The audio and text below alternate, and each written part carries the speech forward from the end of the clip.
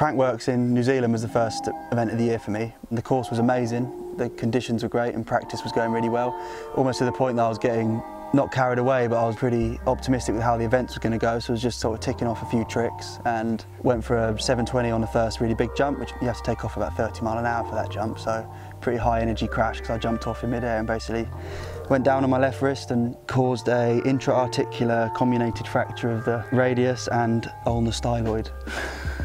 I broke my wrist. The underlying benefit was I was on site for my filming project this year. I was there to oversee the build of the entire course, but being injured, I wasn't able to practice. I had to just imagine myself riding it. That kind of lends itself to the whole visualising side of the film. Kind of represents how I think about those tricks and visualise myself doing them. If you've done something enough times, you can close your eyes and do it over and over again. You feel like you can dial a trick in your brain before you do it in person. So we're trying to kind of represent that by using a slow motion camera to kind of show what he visualises at the start, and then he'll kind of go around ticking them off. Some real creative kind of different lines, and he's got a few things planned that nobody's ever going to seen before, so.